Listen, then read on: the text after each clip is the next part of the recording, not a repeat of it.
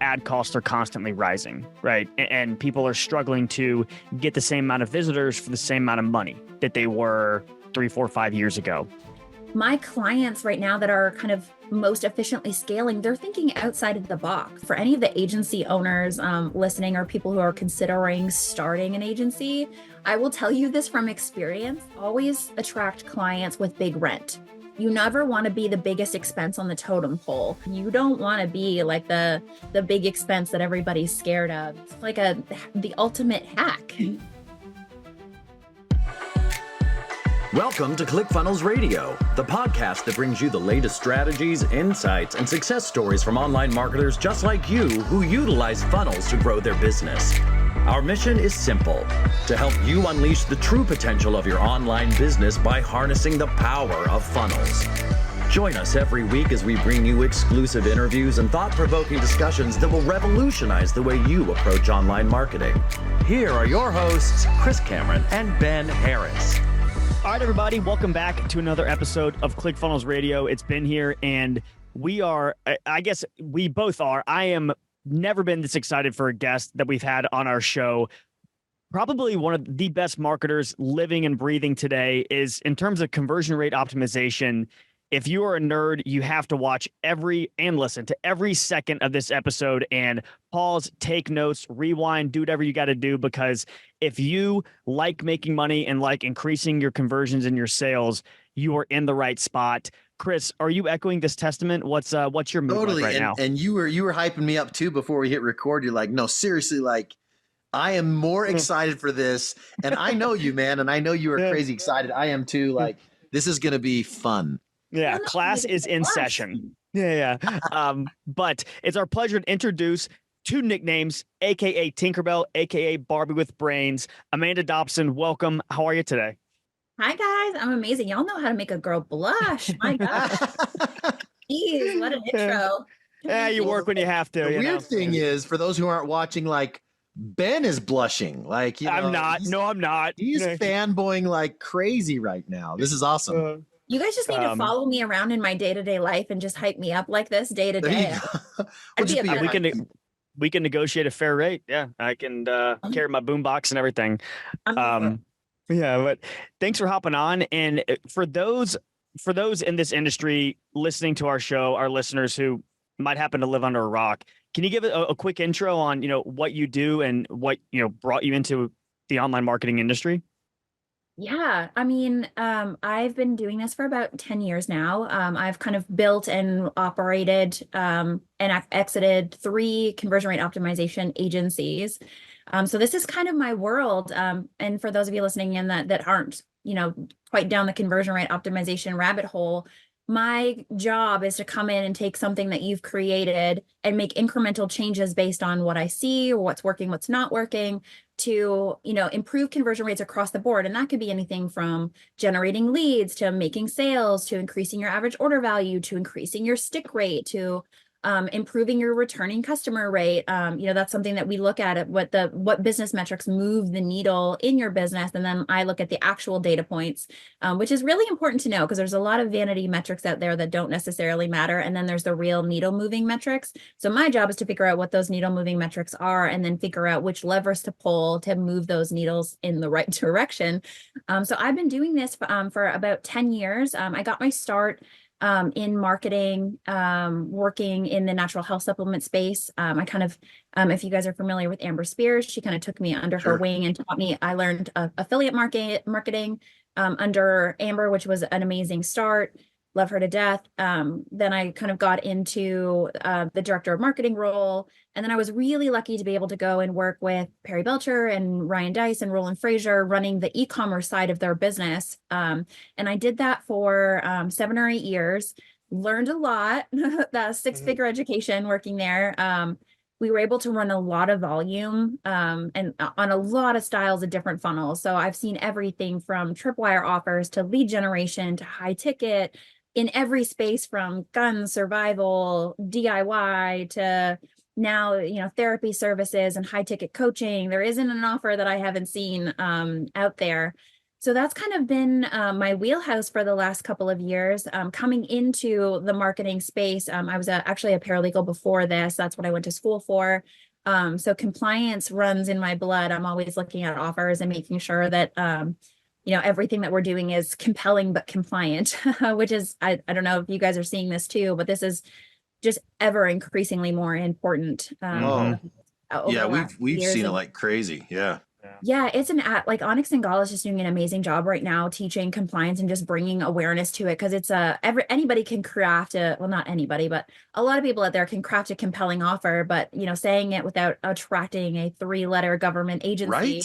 Is a whole nother story. So I just think that that's something that like really needs to have a lot of attention called to it, and the marketers out there that are really embracing compliance and following the rules and providing a good experience for their end user, those are the guys that are going to win over the next little while. So that was a long like backstory on me, but that's my history.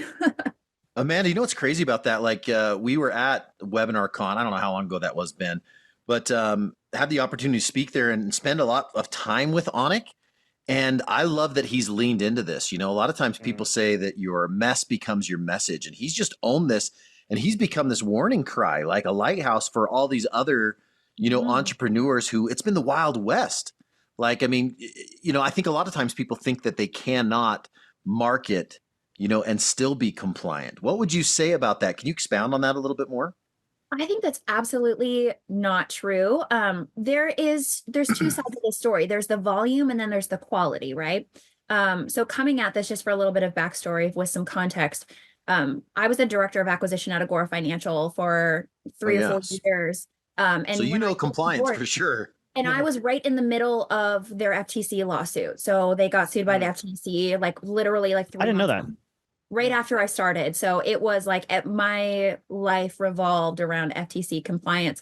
So when I'm looking at the compliance and, whether you can craft a compelling offer and make sales while still following the rules, my answer to you is this: when you are making offers that are making claims that you can't support or don't, like, the FTC rules are designed to make sure that you can actually back up the claims that you're making. So if you're making an offer and it's really out there and you're making obnoxious claims that you can't necessarily substantiate, you're going to attract a customer that is looking for that kind of offer. If they don't get that result, you're looking at refunds, chargebacks, right. You're looking at BBB complaints. You kind of creates your own monster.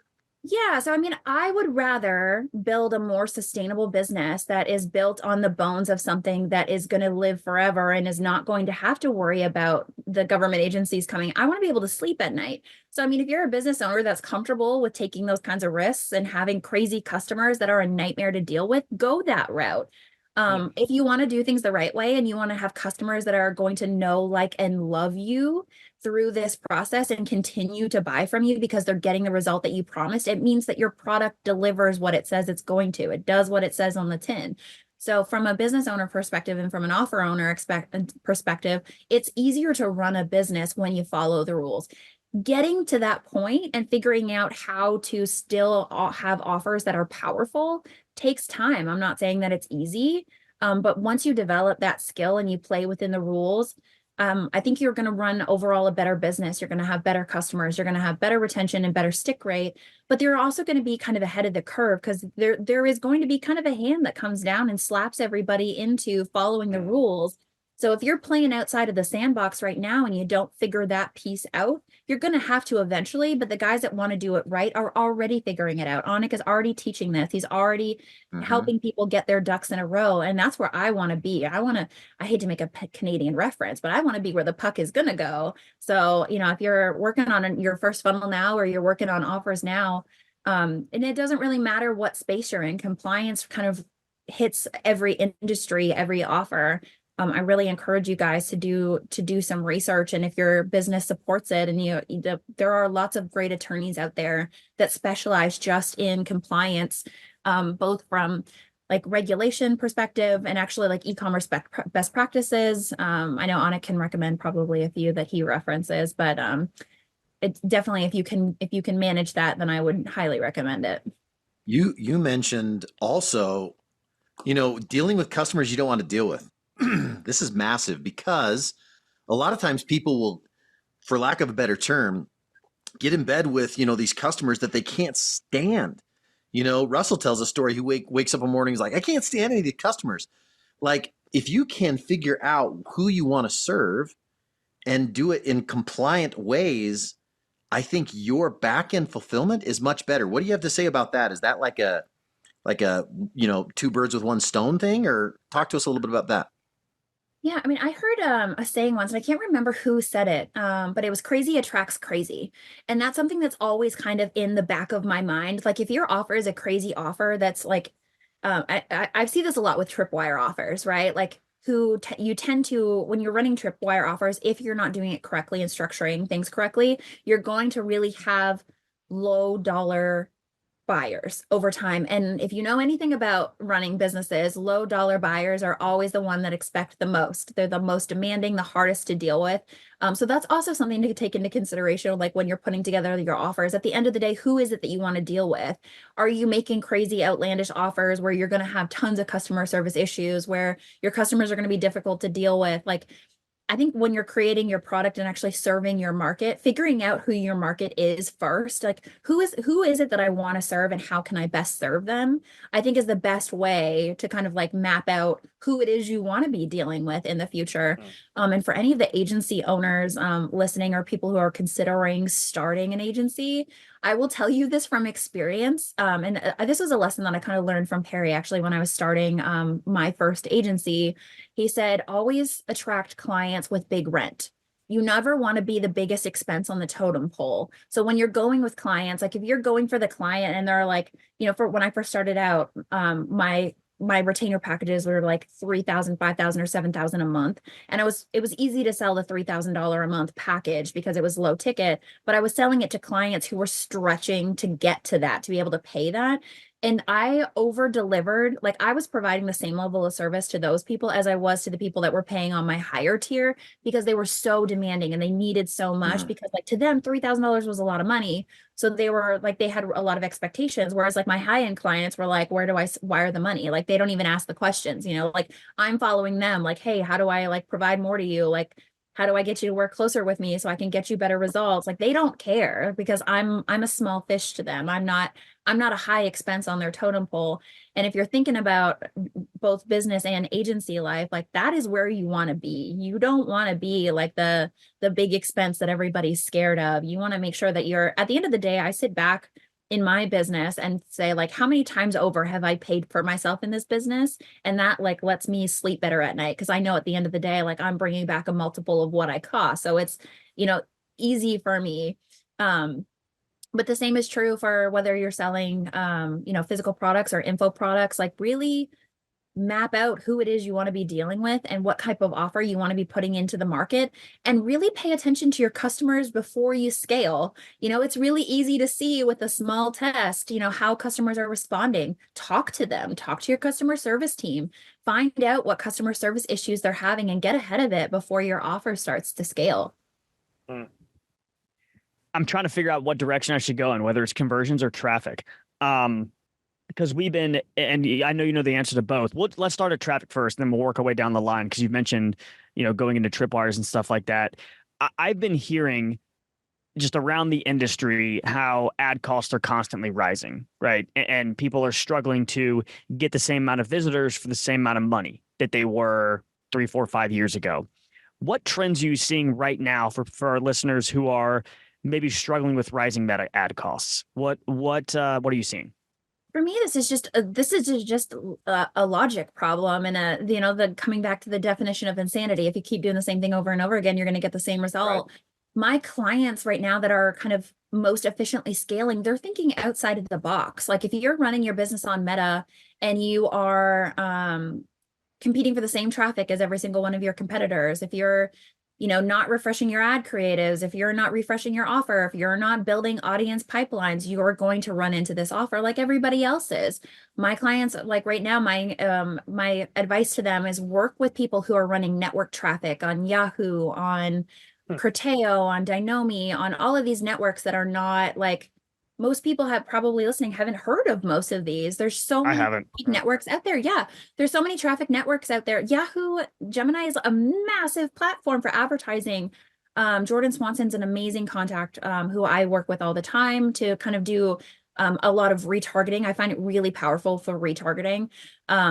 But get off of Facebook and or Meta and Google. Those are not the two only players in the marketplace. Obviously people are playing around with Snapchat and TikTok but like the OGs, Pinterest, Quora, Reddit, LinkedIn, there are so many other ad platforms, and your competitors are probably not thinking about all of these things. So if I were, having an issue where I'm starting to find that I'm reaching max capacity and my CPMs are rising, new offers, new creative, new audiences, this is a big one. Vertical testing, if you have a product that solves a problem for one audience, think to yourself, spend some time, what other audiences could a tweak in messaging have that same effect, where that product or that service could solve the same problem for someone else, but maybe in a different context. And I'm going to give a horrible example here, but it's the first one that comes to mind. Ozempic. Ozempic is a diabetes medication, but it also helps with weight loss. So think about your product in the same way. A very small tweak in the messaging and looking at the overall impact of the product now took Ozempic from like having a one market to having a massive market, but it's not initially what it was created for. So looking at your business and figuring out who else can my product serve, and rather than, if you're really comfortable on Meta and that's where you want to be, because maybe that's all your media buyer knows, that's realistic. That happens in businesses. It's not easy to find someone who can buy ads on all of these other platforms. But think about how else can you scale in different verticals rather than continuing to scale in the vertical that you're in. Sometimes it's just a new funnel. Sometimes it's new messaging. Sometimes it's just a little research. But there's just unlimited opportunity there if you can think outside of the box and be a little creative. Fascinating. And are you seeing that same out of the box creative thinking when it comes to offer creation, upsells, increasing average order value? And then I want to get into retention, but again, class is in session, but are you seeing that same creativity? I'm not seeing it. I would love to see it. I would love to see people spending a little bit more time. I can tell you, earlier this year, I had a client who came to me, and they're a $15 to $20 million a year business. They're spending a lot of money on Meta, a really successful business, but they're saying like, we can't scale anymore. We're not, we're just not getting the return that we wanted to. And we did a little test. So I actually sat down with their head of customer service and said like, hey, when you're talking to our customers about this product, what are the things that, like, when you're talking to them, they get the most excited about? So they've got a customer service team and a sales team, and I had the similar conversation with both. What are customers talking to you about that aren't the way that we pitch the product? So in this case, it ended up being, they were buying this product or at least talking about this product because they wanted more time freedom. They wanted to be able to work and learn remotely. And there was a few others. But I noticed, like, going through their sales materials, that wasn't even something that they mentioned. They were so focused on the product itself and not including that piece that I like really push on, is that piece. So your product and all of the features are one piece of it, but what's the benefit? And by forcing yourself to say so that, you tie the benefit onto it. So, they can work and learn and do all of their training online, and that's great. This is an online certification. That's the product and the feature, so that they can work and learn remotely. They can continue that work from home lifestyle, coming after the pandemic. And we were able to reduce their CPM costs on Meta by, I think if I recall correctly, it was about 29% by just talking and figuring out what that like real benefit was to their customer that they weren't even talking about. And it was like the biggest needle mover for them so far that we've seen this calendar year. And it was just a quick conversation. So it's not necessarily being creative. I think more than being creative, it's being resourceful and really like using the information. I have another client right now who are about to launch a SaaS product.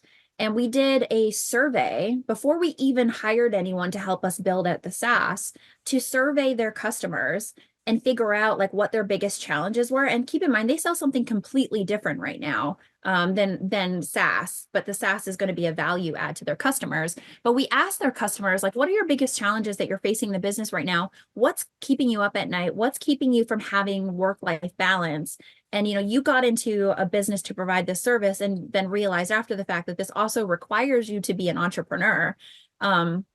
What is the hardest part of that? And we asked them, I think it was like 11 or 12 questions. And they have a fairly decent sized email list, but we got, I think 190 some odd responses to the survey.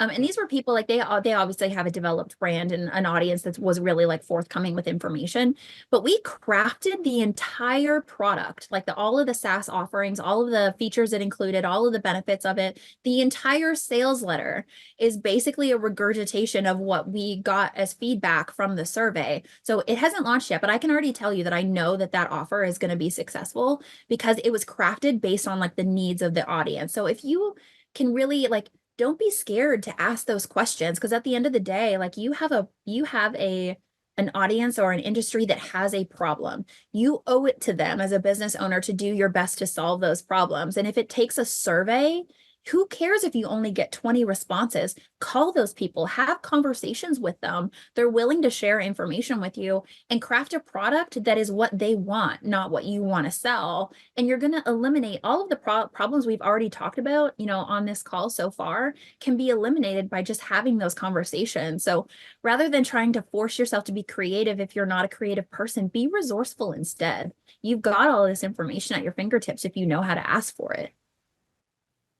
Gosh, that's very true. I kind of want to drill into like examples. Chris, do you have another question? Well, no, I was just going to say, do you find that is like a common theme among entrepreneurs, especially is like sometimes they may think they know better than their audience. Like, no, I know what you need, or I know what's going to work. Is that a common theme? Do you have any more examples of that? Or they become marketers and forget that they exist to serve.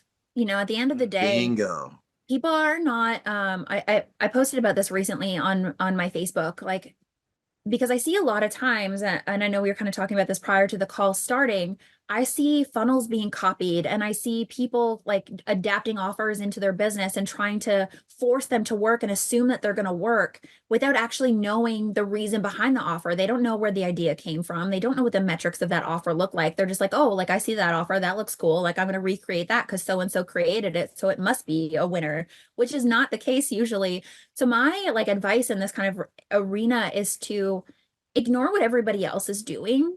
Focus on testing what works for your business, but put serving your audience absolutely first. Stop thinking you know better.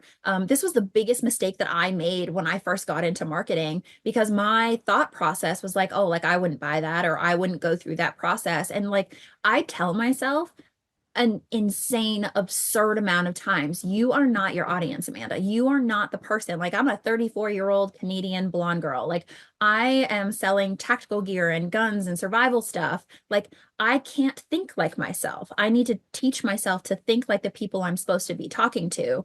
So that's a skill set all on its own, is figuring out how to do that. But more like I get into that persona. It's like, what is keeping these people up? What's troubling them? Like, where are the holes in their lives and how can I help fill them? But as business owners, it's really easy to forget that people are people. These people are problems. These people have, it's like some of you aren't solving problems. Some of you are selling products that are an interest based. These are like hobbies or, people, the things that give people joy as opposed to moving them away from pain. There's two sides to that coin. But it's really easy to get caught into like, what's the next thing? Like, what are the fires I need to put out? Like, how do I, what's my P&L looking like? And not sitting down and thinking about how does my customer feel about my product or service right now? Like, what's the conversation about my product or service in the marketplace right now that I'm not listening to? What am I ignoring? How am I not leveraging the information that they're giving to me? Am I talking to my team? Am I talking to my frontline workers?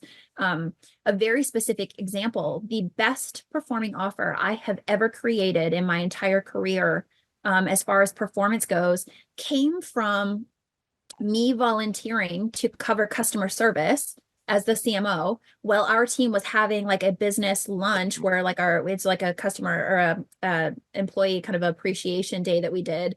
they were having a barbecue and I volunteered to watch over customer service. And the hook behind the offer came from messages that I was seeing on our Facebook Messenger inbox. So I just turned the messaging into an offer, and it's an offer that I believe is still running to this day, 5 or 6 years later. And it's like, just listening to people, what they're asking you for, if you're paying attention, can be the difference between you trying to make something work that you think is the right answer versus walking out the door with a winner because you already know, they've already told you that this is what you want. If you are listening, and I know I'm talking a lot, I'll give you guys a chance to ask some other questions, but no, this is what people came for. They didn't come to hear us. Yeah. If you guys have resources in your business, like Facebook groups or messenger bot lists, or assets that are kind of like you don't quite know what to do with them, like I'll tell you, working with Perry, I hope he doesn't mind me sharing this, we used to build Facebook groups for his associations all the time, and one of the things that I'd love to do is actually ask in the association, like, what products are you guys looking for? What products are you guys in the market for? What are you guys seeing out there that's exciting? Like, I'm actually asking them for information because I know, like, I can provide the solution or give them what it is that they're looking for if I know what they're looking for. So getting over that initial fear, like, because everyone thinks like, oh, I'm going to ask and they're going to think that I'm like a capitalist pig just trying to get more money out of them. But when you get into like just asking them, and if you're engaging in your groups really frequently and you're approachable to your audience, you'll be surprised the amount of feedback that you get that you can use to create an offer. And like I would outright ask, like, hey, we're going to come up with like a new gear offer next month. Like, what would you guys rather see? And I'd give them a couple options and let them poll. So I'm not guessing myself. I'm going to ask them before I even try. It's like the ultimate hack. That's genius. Yeah. I want to back up for a quick second though. You mentioned something about, I'm just going to copy, somebody's, funnel because I think they're good. Like without the stats, you really can't do that. But you kind of had, I don't know if it was cryptic, but maybe a little bit controversial. We were talking about this before we hit record. Post yesterday on Facebook that kind of dove into that, of like different funnel builders, that maybe aren't that great, or, can you kind of talk about maybe why you did that and then some of the feedback that you've got? It sounds like you got a lot of DMs from just that topic. What was that all about? A lot of people thought that post was because I did a Facebook post that was talking about like just blindly copying offers and funnels that you see because of what you hear. You see a guru marketer on stage and they're talking about this amazing offer that they have that's like blowing up their business, and these are the stats and this is what it looks like. And those stats may very well be true. Sometimes they're not, sometimes they are. But marketing is not one size fits all. And marketers are humans too. I will tell you, like 90% of the time when I'm running testing, I'm wrong. 10% I get it right and we scale to the moon and it makes a big difference. But a lot of times I'm wrong. Nobody gets it right 100% of the time. So what you may be seeing on stage may be through a different lens. Maybe that offer converted like that to their warm traffic, not to cold traffic. Or maybe it had context that wasn't given in the presentation that you had, like this is an offer that's running anymore because it stopped working for whatever reason, or it only worked during this like pre-election season or whatever it is.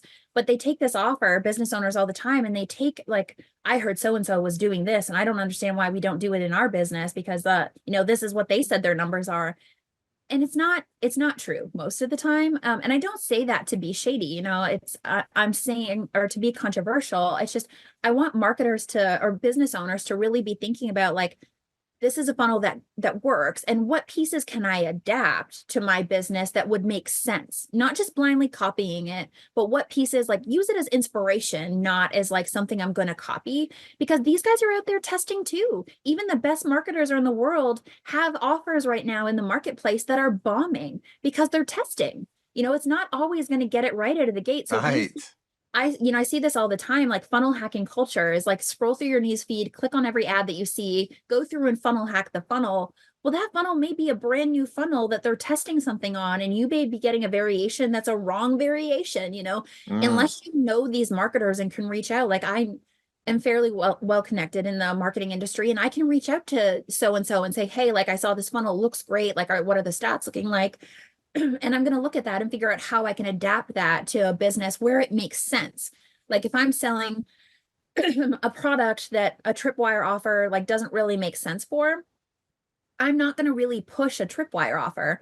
And it kind of, that post actually, I know a lot of people are kind of assuming that that was like targeted at someone, but it actually came out of an experience I had at an event recently.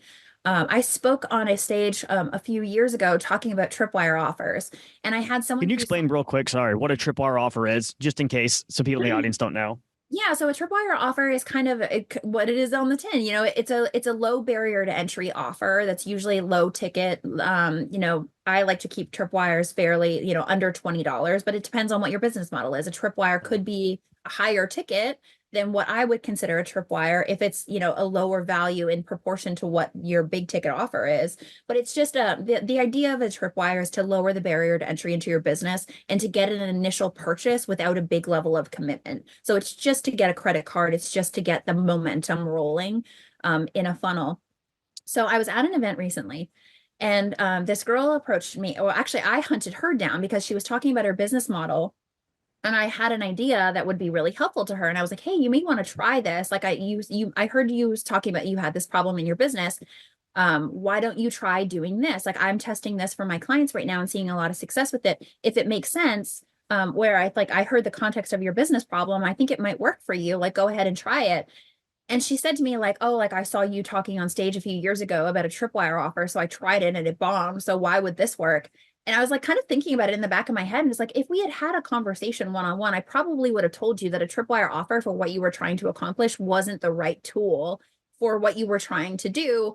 But you saw what I was teaching and you blanket applied it into your business, but it wasn't in the right context and it wasn't a fit for your business. You just saw that I was presenting a funnel that worked and you decided to copy it because it was working for me. That doesn't mean it's going to work for you. It doesn't mean it's going to work for your product or your audience. And it doesn't mean, like, an experienced marketer may have been able to put something together for you that worked, but you took a model, you copied it blindly, and then you were surprised when it didn't work. And I see a lot of that. And it's one thing if you've got huge budgets to spend on your business and testing. But if you're just getting started on a funnel, it's great to take inspiration and to learn from the templates that are working. And I know, like, ClickFunnels does a really great job of providing templates that work and ongoing training and stuff like that, that shows what is actually working or can be adapted to your business. But it's really dangerous to go out in the wild and just grab something and blindly copying it and not knowing the context or, you know, any of the information around it. It's great for inspiration, but I think it's dangerous as a practice to just copy. You know, what's funny about that is, you know, Russell did the whole funnel hacks presentation for the first couple of years at ClickFunnels. He did one yesterday, and it's so funny that we're talking about this. And he changed so much of the way he talks about modeling. Like, go find 3 or 4 of these samples, and that's what you're going to use to go create your own to model it. But then he goes on to really talk about iterating quickly, like change quickly, but split test. And then see where the bottlenecks are, or where I shouldn't say bottlenecks, but where they stop, the conversion stops. Like, if you only have 3% conversion on the landing page, well, that's probably your problem, right? Versus, you know, 17% on your order bump or your upsell or your downsell. Like, have you found maybe one specific thing that is common in Tripwire, any of these funnels? Like, as you work with agencies or different, I mean, as an agency, is there something that you're like, wait, there's one common thread that everybody's kind of doing wrong that they could tweak? They're not looking closely enough at congruency. I did a post about this recently on my Facebook. So go check it out if you're listening in. Because I found a lot of times when clients would come to me and their ads were struggling, I have a little hack on AI now. I'm just using ChatGPT for this. I'm uploading the ad and I'm uploading a PDF of the landing page, and I'm asking ChatGPT to analyze the congruency of, like, the ad is calling out a problem. Is the landing page doing its job actually answering this? No and kidding. Can you suggest ways to improve this? I actually shared my prompts on Facebook so you guys can copy that. I wouldn't even know how to, like, start that. I never thought of this. This is great. Yeah, so I'm using AI totally different than anybody else I know, which is a whole nother conversation. But congruency among offers, you know, we're thinking I've seen this. I know what the reality of like a marketing campaign looks like. And I know that there's a lot of marketers going out there being like, okay, here's the product library that I've got. I'm just going to plug and play the different pieces based on ticket. Cause I know I need to have let's say a $4.95 offer, then a $19 offer, then a $47 offer, and then a $197 offer. What products do I have that fit those categories, rather than continuing a conversation throughout the funnel? And I see that being like the number one problem causing drop-offs. Like, are you introducing a new product that involves a new conversation, or are you continuing a conversation you've already begun? Mm-hmm. So how I'm like doing value ladder kind of thing. Yeah. So like I'll upload, I mentioned that I was using ChatGPT for this, from ad to the landing page, but I'm also doing this through the upsell process. So if I'm noticing that I see a fall off rate, I'm going through, if I see like my OTO number 2 is really falling off, and I can't figure out in my head why that's happening, I will actually ask ChatGPT to analyze each piece together and figure out where the drop-offs in the conversation are happening. What's the disconnect between these two pages, or is there a difference in the tone, a difference in the voice? Is the USP between these two products difficult to distinguish? And that is a big one right now, because we teach a lot of times in the marketing space to sell speed and automation in the upsells. Give them either more of what they've already bought if you're in the supplement space, so offer them bundles, or speed and automation. But what are you doing that actually differentiates the USP between each piece? So how are you explaining how that is getting either faster results without depreciating what you've already sold them, but continuing to make sure that you're increasing with urgency and importance and throughout the funnel? Those are probably the two biggest things, is the differentiation between the offers. Like, do they feel like they're just reading the same thing over and over again? Like it's just an information dump. Buy more information, buy more information, buy more information, which means do more work, do more work, do more work. Versus like actually making sure you're using that benefit piece to make sure that there's actually a reason for them to consume more information throughout the process, but also make sure that you're still continuing to focus on that same, like they came to you and clicked on your ad because they had a problem or something stood out to them and caught their attention in that moment. Your job throughout the funnel is to keep that attention by continuing that same conversation. So there's just a really easy ways to double check that, like using tools like AI, that's been a huge needle mover for me this year.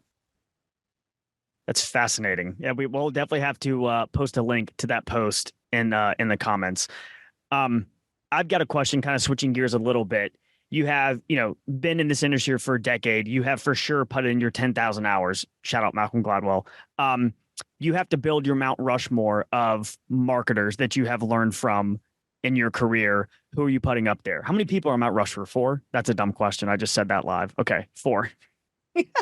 I'm Canadian, so I don't even know. I can't even make. Oh, yeah. We're playing golf, and you get to pair yourself with 4 people. Who are you picking? Dead or alive? In online marketing. Yes. Yeah. My number one all-time mentor and very close friends, Clayton Makepeace. Before he passed, I was very lucky to be able to spend a great amount of time with Clayton and learn from him directly. So Clayton Makepeace is definitely one. Richard Viguerie, if you guys don't know who Richard Viguerie is, absolutely look him up. He's a political advertiser, huge in the direct mail space, just an absolute gem of a human being. Love him to death. Gosh, there's so many. Obviously, Perry Belcher was very influential to me. I learned so much from him in the 8 years that we worked together, and that was great. And in the 4th spot, I'd probably be tied somewhere between Dan Kennedy, Russell, and Frank Kern, probably in that 4th spot. So I've got a good mix of like OG marketers in there and like kind of newer, not up and coming marketers. Those guys are all very established marketers, but I mean, just ones that are still kicking, still marketing. Very cool. And Richard Viguerie is probably the one that's I love when I talk about marketers that maybe like aren't being glorified or like mainstream. I've never heard of him. Richard Viguerie is like, God, he's just such a gem. He's look him up. I'm not even going to try and justify his brilliance, but he is writing it down. Yeah. So really cool.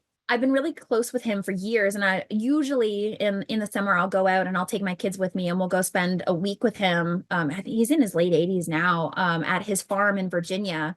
And I sit there and I feel stupid, not just dumb. I feel like kind of how I feel when you're talking. Yeah. I feel like a toddler when I'm around him. I'm actually like sometimes scared to speak because I'm afraid I'm going to look like an idiot when I talk, because he's just like the vast knowledge and he's so sharp for his age. He's like on, September 2nd, 1969, I was having lunch with so-and-so and we were having this conversation. I'm like, I don't remember yesterday.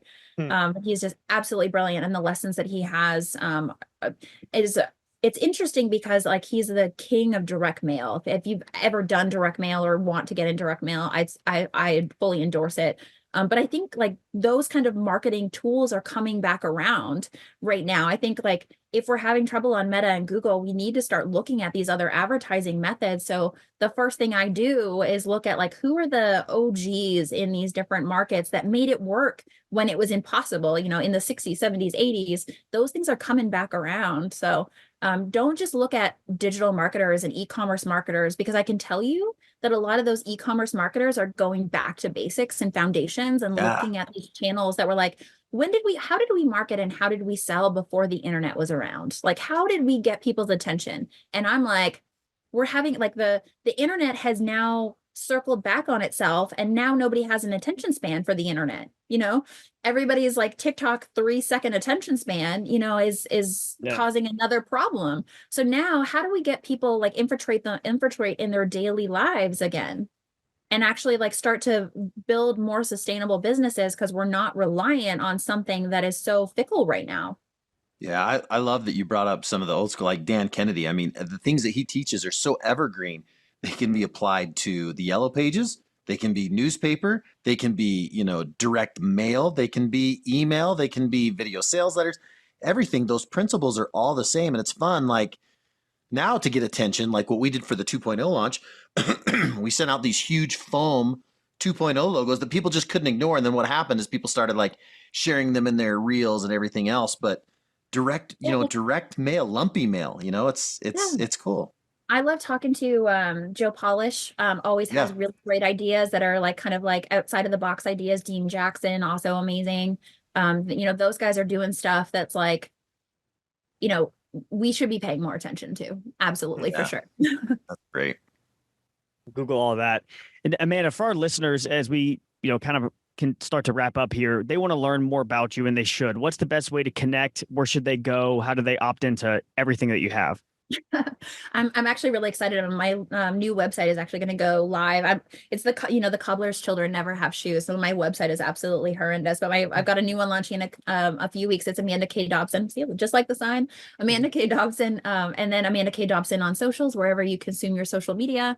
I've actually not been active on social media for the last couple of years because I'm kind of an interesting personality in the marketplace. And I say this humbly because I've always kind of been behind the scenes. I'm working on these big campaigns that you guys are seeing in the wild.